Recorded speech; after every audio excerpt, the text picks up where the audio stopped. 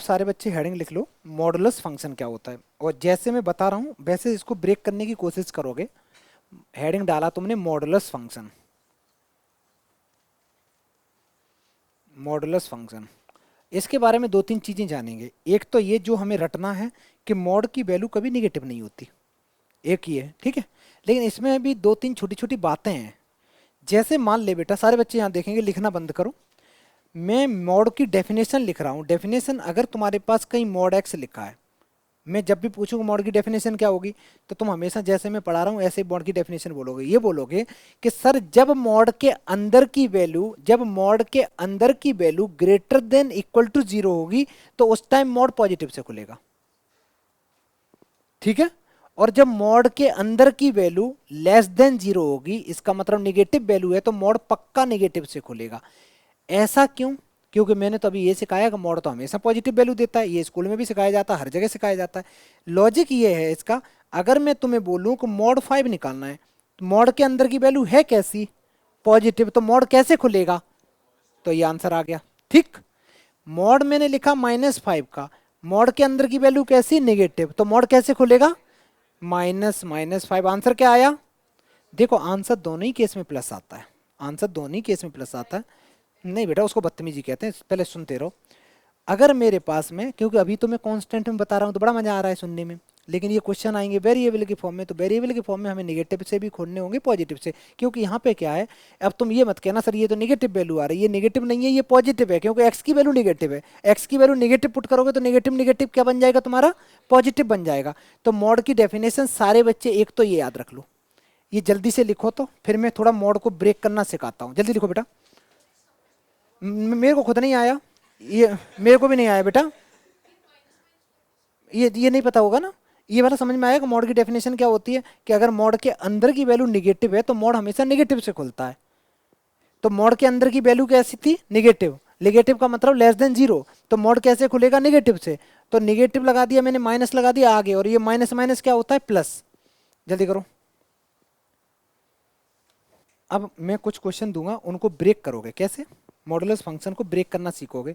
मान ले बच्चा, मैंने तुम्हें बोला, एक छोटा सा ऐसे ही सवाल दिया कि रीराइट दी फंक्शन होता है, जैसे मैं बोलूँ मॉड के अंदर में लिखा है x-4, और मैं बोलूँ इसको ब्रेक करना है, कैसे ब्रेक करोगे बेटा, तो तुम कैसे करोगे, सबसे पहले सारे बच्चे यहाँ देखो, इसको इक्वल टू जीरो करो।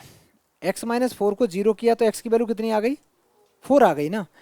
ये जो आई 4 आई, x की वैल्यू, तो मैं यहाँ लिखूंगा कि जब जब x की वैल्यू 4 या 4 से बड़ी होगी, जब जब x की वैल्यू 4 या 4 से बड़ी होगी, तो ये जो मॉडुलस है ये हमेशा पॉजिटिव साइन से खुलेगा। तो मेरा ये आंसर आ गया, ठीक है, ठीक है। और जब जब इस मॉड की वैल्यू, जो x की वैल्यू है वो x से 4 से कम होगी, हमेशा मॉड की डेफिनेशन ही यही होती है, एक बार पॉजिटिव एक बार नेगेटिव, ठीक है। तो इससे कैसे होगा, ये मॉड निगेटिव साइन से ओपन होगा। ये बेटा ऐसे फंक्शन दे रखा हो तो उसको हमें ऐसे ब्रेक करके दिखाना होगा हमेशा, ठीक है। तो ये तुम्हारा लिख लो, जल्दी लिखो। इसके बाद में मैं नेक्स्ट क्वेश्चन लिखता हूँ, उसको ब्रेक करके बताओ सारे बच्चे को। अरे वो तो मैं पढ़ाऊंगा ना, आगे क्या करेंगे, मैं सिर्फ मॉड सिखा रहा हूँ यार। अभी अभी मैं डोमेन रेंज इसका कुछ नहीं बता रहा हूँ, सिर्फ मैं मॉड बता रहा हूँ कि मॉड को ओपन कैसे करते हैं।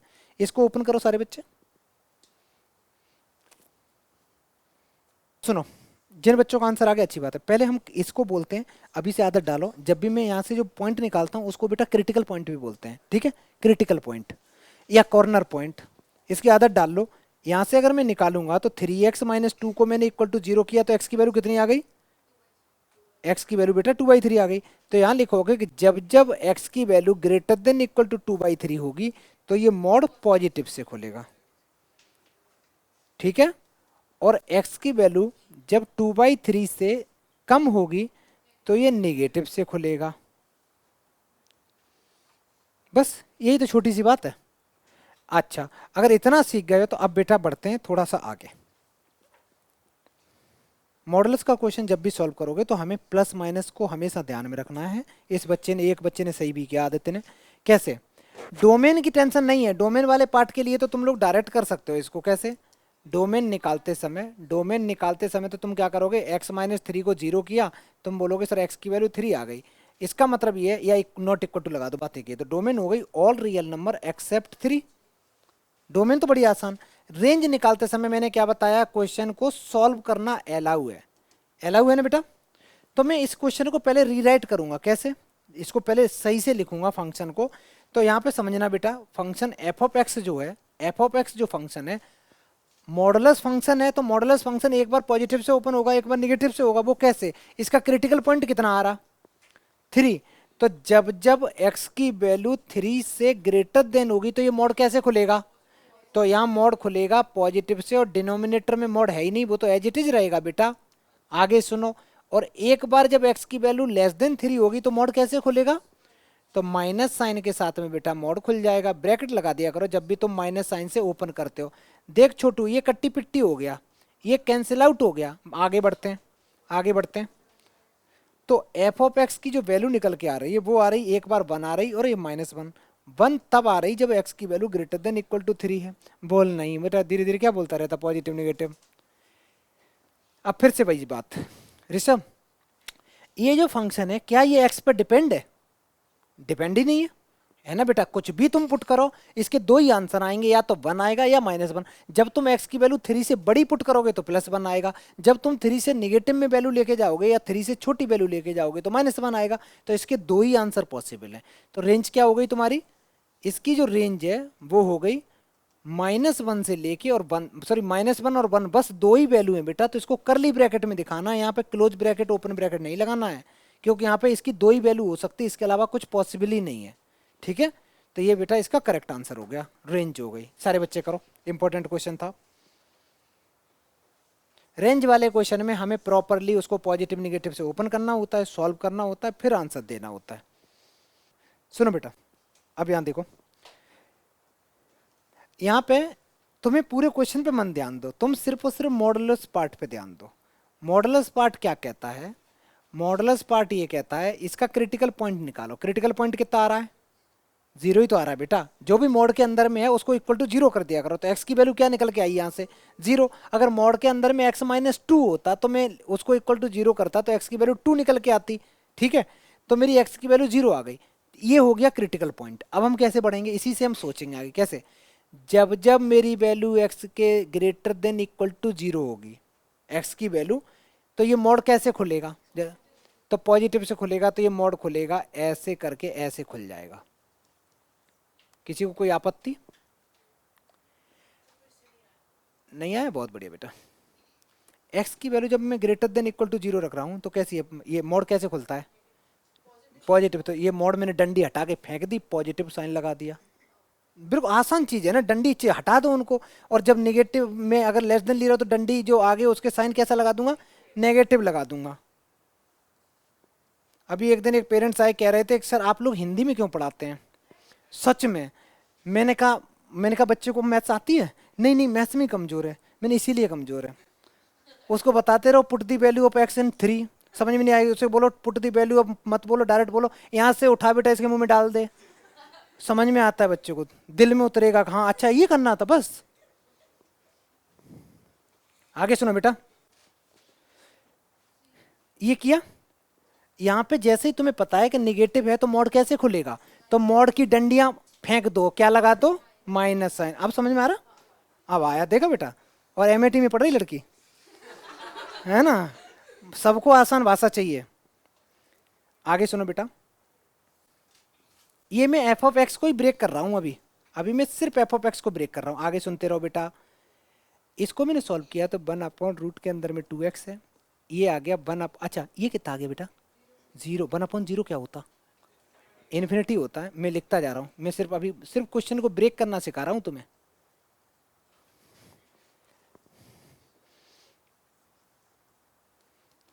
तो एक तो तुम्हारा ये आ गया, जो भी आ गया मैं ऐसे ही लिख दे रहा हूं, x greater than equal to 0 और नीचे आ गया मेरा इन्फिनिटी। अच्छा 1/0 क्या होता बेटा, इन्फिनिटी। और अगर 0 का अंडर रूट ले लो तो 0 ही रहता है, और 1/0 अनडिफाइंड रहता है, इन्फिनिटी रहता है। अब मेरा सवाल है, ध्यान से सुनना बच्चा लोग, ये क्वेश्चन तुम्हें दे रखा है, ये सवाल दे रखा है। ये जो क्वेश्चन था उसको मैंने ब्रेक करते गए करते गए। अच्छा ब्रेक किया क्यों, क्योंकि मोड था। जब भी मॉड होता है तो मैं उसको पहले खुद अपने हिसाब से मॉडुलस हटाता हूँ, एक बार पॉजिटिव से एक बार नेगेटिव से। और ब्रेक करते करते अब मेरा ये सवाल बन गया, इस सवाल को देख के मेरे को बताओ बेटा कि इसकी डोमेन क्या होगी। तो डायरेक्ट बता सकते हो, ध्यान से सुनना। जब तुम डोमेन बताओगे तो तुम कहोगे कि सर यहाँ पे क्या सीन है कि जब जब एक्स की वैल्यू लेस देन जीरो हो रही है तो इसकी आंसर कितना आ रहा है, प्लस इन्फिनिटी। प्लस इन्फिनिटी मतलब निगेटिव पे आंसर कैसा आ रहा, प्लस इन्फिनिटी।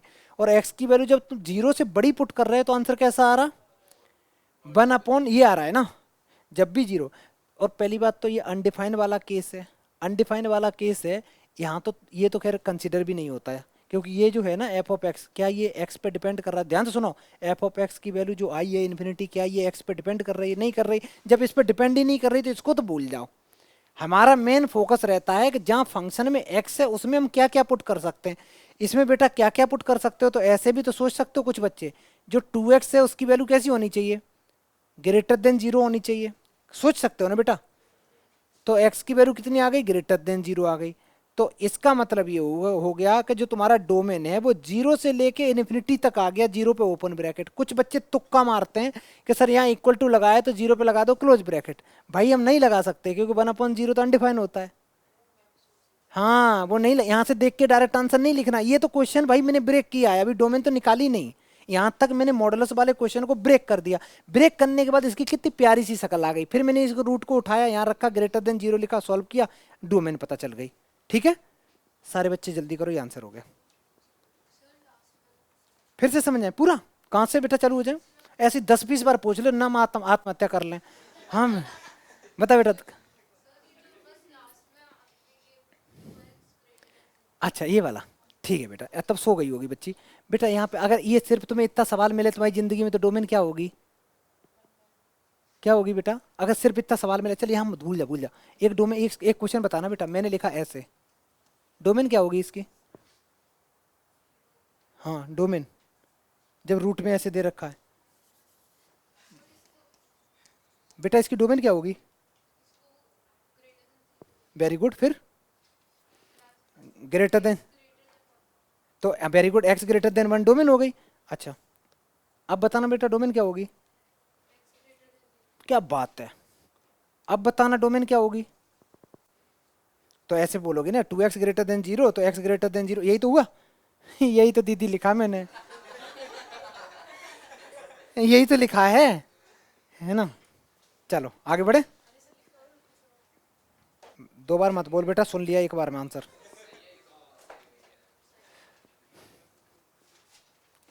अब यहाँ पे देखना बेटा, डोमेन लिखने में तो कोई दिक्कत नहीं, डिनोमिनेटर को इक्वल टू जीरो किया, एक्स की वैल्यू 5 आ गई। तो डोमेन तुम लिखोगे ऑल रियल नंबर एक्सेप्ट 5, ये 5 नहीं हो सकता। और रेंज निकालते समय क्वेश्चन को हम सॉल्व कर सकते, है ना। और सॉल्व करने का मतलब ये होता है, मॉडल्स का क्वेश्चन है। चल बेटा तुम ही बता, इसको बता तो बेटा। हाँ तस्वीर बता। यहाँ पे ये जो मोड दे रखा है, ये मोड कब पॉजिटिव से खुलेगा बोलो तुम। एक्स नहीं, तुम ये बोलोगे सर इसके अंदर जो, अगर इसके अंदर मैं कुत्ता बैठाल दूं ना, अगर मान लो इसके अंदर मैं एक छोटा सा पिल्ला बैठाल दूं, तो तुम ऐसे बोलोगे सर इसकी वैल्यू अंदर वाले की, अंदर वाले की वैल्यू जब ग्रेटर देन जीरो होगी इक्वल टू, तो ये पॉजिटिव से खुल जाएगा। समझ में आया। तो अब मेरे को बताओ, फिर से बताना आंसर क्या आएगा। हाँ वेरी गुड, तुम बोलोगी x-5 greater than equal to zero. तो यहाँ नहीं आता समझ में तो ऐसे लिख दिया करो, x-5 greater than equal to zero होगा तो मोड कैसे खुलेगा, पॉजिटिव से। और डिनोमिनेटर तो बड़ा क्यूट है, ऐसे ही छोड़ दो। और x-5 की वैल्यू जब लेस देन जीरो होगी तो ये नेगेटिव से, बाहर नेगेटिव आ जाएगा, डंडी हटा दो नेगेटिव लगा दो। देख बेटा कट गया, ये कैंसिल ये कैंसिल, आंसर कितना आया 1 -1। अब यहाँ पे क्या ये, और यहाँ पे सॉल्व कर लो, देख बेटा इसको ले जा सकते हैं ना ऐसे। तो x greater than equal to 5 आ गया, x लेस देन तुम्हारा 5 आ गया। यहाँ पे ये जो सवाल है, ये सवाल क्या x पे डिपेंड है, नहीं ना। जब x पे डिपेंड नहीं है तो इसमें तुम कुछ भी पुट कर दो, दुनिया की वैल्यू ले जाके, दो ही आंसर आएंगे, 1 आएंगे और 5 आएंगे, सॉरी -1 आएंगे। ठीक है, तो इसकी रेंज क्या आ गई बेटा, तो रेंज हो गई -1 और 1, ये एक सेट बन गया बड़ा प्यारा सा। आगे बढ़ो।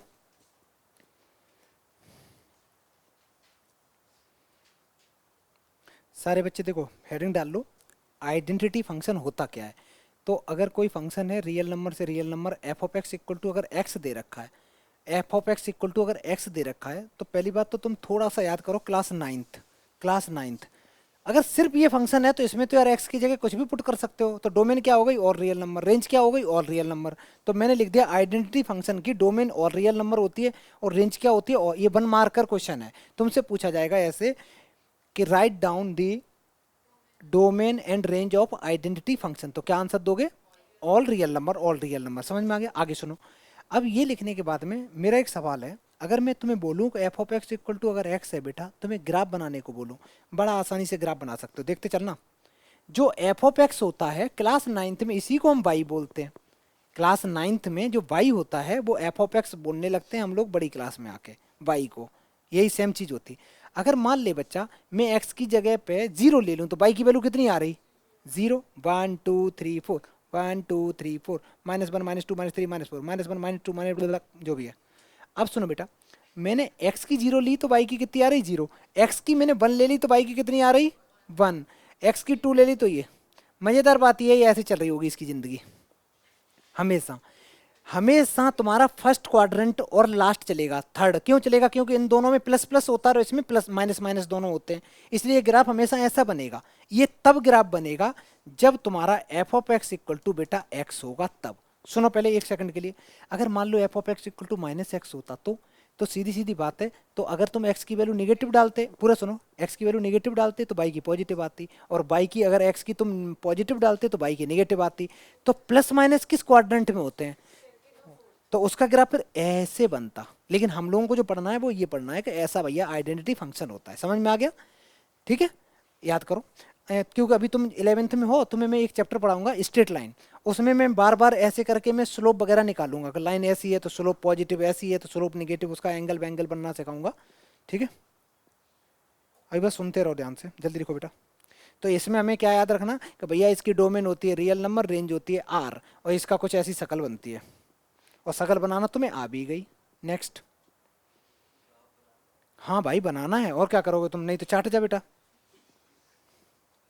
अब सुनना बेटा, यहाँ देखो सारे बच्चे, कांस्टेंट फंक्शन कैसा होगा, अगर मैं लिखूं F of x equal to, मान ले बेटा मैंने के लिखा, के कुछ कांस्टेंट है, इसका मैं ग्राफ बनाने की बात करूं तो ये हो गई तुम्हारी एक्स एक्सिस, ये हो गई तुम्हारी वाई एक्सिस, इधर हो गई तुम्हारी वाई डैश मतलब निगेटिव, और इधर हो गया तुम्हारा एक्स निगेटिव, डैश कर दिया। ठीक है, अगर मैं एफ ऑफ एक्स वाई ले रहा हूं, इसका मतलब है एफ ऑफ एक्स को और क्या बोलते हैं, एफ ऑफ एक्स को और क्या बोलते हैं, वाई। अगर मैं बोलूं वाई इक्वल टू 3 का ग्राफ बनाओ, क्या कैसे बनेगा, ऐसे ही तो बनेगा। मैं बोलूं y इक्वल टू -3 का, ऐसे बन जाएगा। मैं बोलूं x इक्वल टू 2 का, ऐसे बन जाएगा। मैं बोलूं x इक्वल टू -2 का, ऐसे बन जाएगा, बनेगा। क्या हो गया बेटा,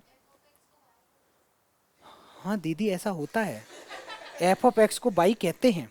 ये छोटी क्लास में हम लोग y इक्वल टू जो लिखते हैं उसको बड़ी क्लास में आके उसको हम लोग क्या बोलते हैं, ऐसे ऐसे सुनो, ऐसे सुनो। चलो कोई नहीं बेटा, मेरे से बहुत बड़ी गलती हो गई। ये अब सही है बच्चा, अब ठीक बेटा, ये होता है बेटा, मैंने यही तो अभी थोड़ी देर पहले बताया था कि जो एफ ऑफ एक्स होता है छोटी क्लास में हम लोग वाई इक्वल टू लिख रहे होते हैं, और फिर बड़ी क्लास में आके जो वाई होता है वो एफ ऑफ एक्स ही होता है actually. Corresponding value of Y जब एक्स की वैल्यू चेंज हो रही होती है, उसका मीनिंग यही होता है।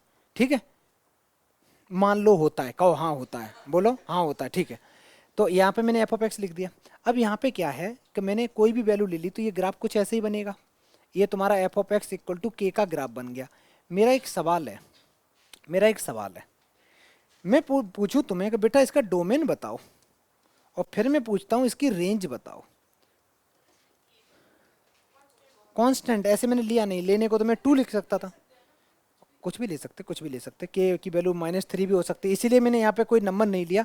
के तो कोई भी इंटीजर हो सकता, कोई पॉइंट में वैल्यू हो सकती। मेरा सवाल ये है कि ये जो F of x equal to K आया, या तो ऐसे ग्राफ बनेगा या ऐसे बनेगा, और कोई ऑप्शन तो है नहीं इसके पास, या तो एक्स पॉजिटिव हुई तो ऊपर बनेगा, नेगेटिव हुई तो नीचे बनेगा। अब डोमेन बताओ इसकी क्या होगी, देख के बताओ। गलत आंसर। यार एक बात बताओ, r-0 कैसे बोल सकते हो, आर ही तो होगा। डोमेन का मतलब ये है कि ये जो फंक्शन दे रखा है यहाँ पे, तुम अगर मैं इस क्वेश्चन को इस क्वेश्चन को अगर मैं यहाँ 5 भी लिख दूं, x की वैल्यू तुम कुछ भी पुट कर दो, कुछ भी पुट करो, कहीं कोई रिस्ट्रिक्शन है क्या? नहीं ना। जब तुम सारी वैल्यू पुट कर सकते हो तो इसकी डोमेन क्या हो गई? ऑल रियल नंबर हो गई।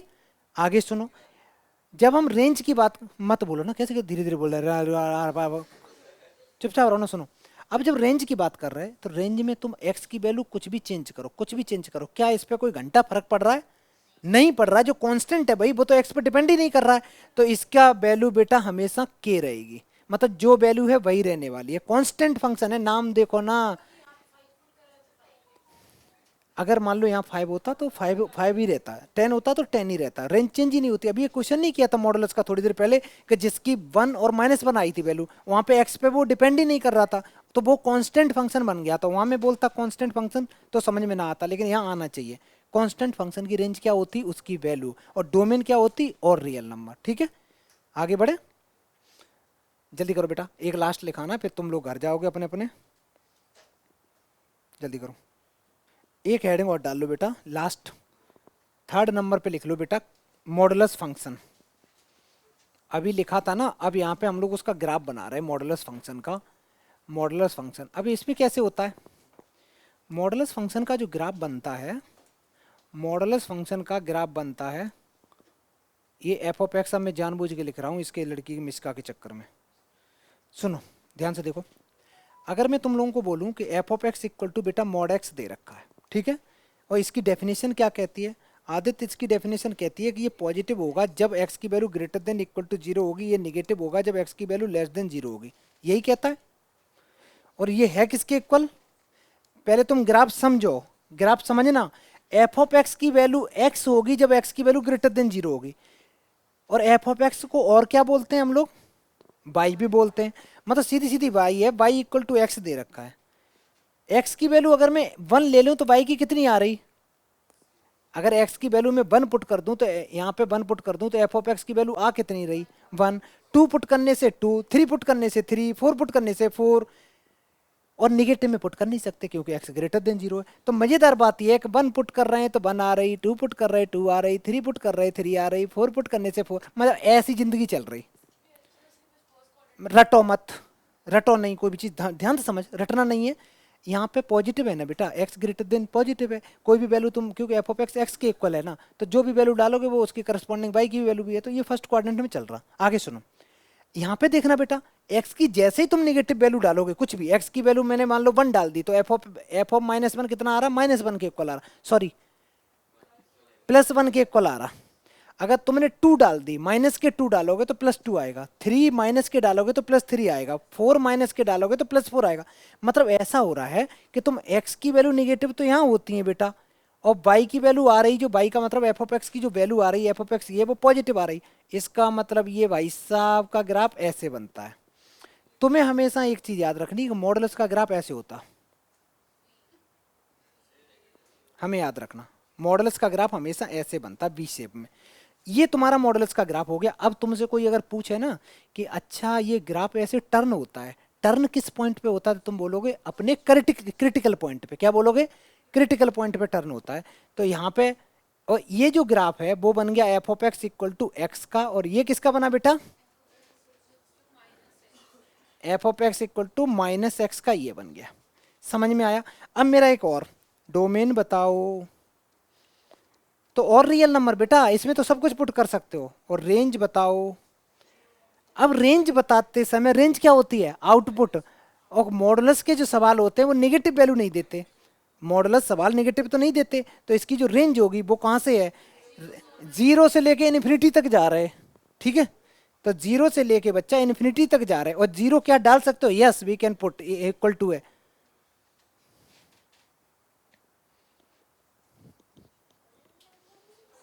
क्या बेटा? नहीं नहीं नहीं नहीं बेटा, होल नंबर नहीं ना, इंटीजर भी तो होते हैं उसके भी, सॉरी रियल नंबर भी तो होते हैं। 0 1 के बीच में तो इतने नंबर होते हैं, हम लोग काउंट करते करते बूढ़े हो जाएंगे बेटा। हाँ बताओ, क्या रेंज? रेंज होती क्या है? आउटपुट। इसकी वैल्यू क्या, जो फंक्शन है ये x एक्सिस के ऊपर है, इसका मतलब इसकी वैल्यू है, क्या इसकी वैल्यू कभी 0 से कम हो रही है? मतलब जो तुम फंक्शन का मतलब है एफ ऑफ एक्स की जो वैल्यू है वो कभी क्या निगेटिव में जा रही है, नहीं जा रही ना, इसका ग्राफ ऊपर ही जा रहा है बेटा, चाहे इधर जा रहा हो तो भी वाई की वैल्यू, हम जो आउटपुट देखते हैं वो वाई की वैल्यू देखते हैं हमेशा, एफ ऑफ एक्स की वैल्यू देखते हैं। एफ ऑफ एक्स कहाँ है, ये एक्सिस पे है, इसकी वैल्यू नीचे जा ही नहीं रही, तो इसकी वैल्यू हमेशा कैसी रहने वाली है, पॉजिटिव रहने वाली है। ठीक है बेटा, ये समझ में आया क्वेश्चन, पहले इतना लिख लो। ठीक है, इसके आगे नेक्स्ट क्लास में कंटिन्यू करेंगे।